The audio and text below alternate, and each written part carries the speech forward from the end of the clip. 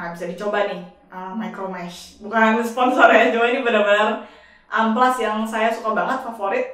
Tapi sayangnya ya karena nggak selalu ada kesempatan untuk beli ini, jadinya ya sekarang stoknya juga nggak banyak gitu.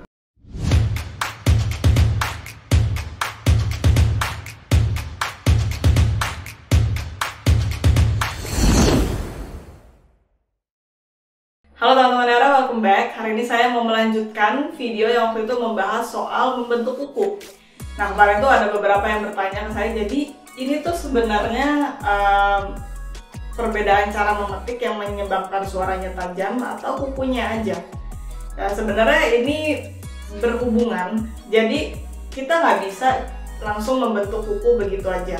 Jadi mungkin saya harus ambil satu langkah ke belakang dulu untuk menjelaskan bahwa kita nggak bisa sembarang ngikir kuku. Oh, saya bilang bahwa ini harus sedikit landai di bagian yang memetik, lalu di bagian yang selanjutnya ini boleh sedikit memiliki siku seperti itu. Nah, tapi sebelumnya harus diperhatikan juga posisi angle dari tangan kanannya, karena ini juga yang menentukan nanti bentuk kukunya ya. Jadi misalkan gini, kalau misalkan kita metik dengan angle seperti ini adalah angle yang biasanya yang normalnya seperti ini ya, diajarkan biasa di sekolah gitar seperti ini. Nah, jadi tidak menekuk seperti ini, tidak menekuk seperti ini, atau tidak seperti ini ya. Nah, kenapa ini penting untuk mendefinisikan dulu angle-nya? Karena kan akan berbeda, bagian yang menyentuh senar itu akan berbeda.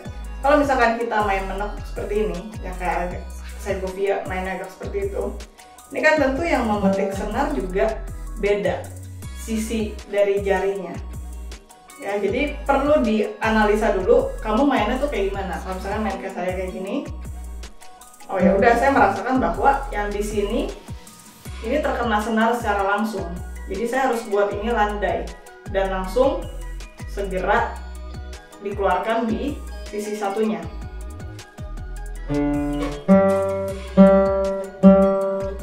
Ya, kalau saya buat siku di sini, ini akan tajam bunyinya karena agen yang menyentuh senar saya itu yang bagian sini. Nah, tapi kalau misalkan kamu mainnya dengan angle yang berbeda, misalkan seperti ini akan banyak menyentuh sisi daging dan akan menyentuh sisi kuku itu seperti di sini ya, agak ke tengah. Nah, berarti kamu harus ngikis benar-benar landai sampai ke agak ke tengah itu ya. Di sininya harus habis karena kalau enggak dia nyangkut.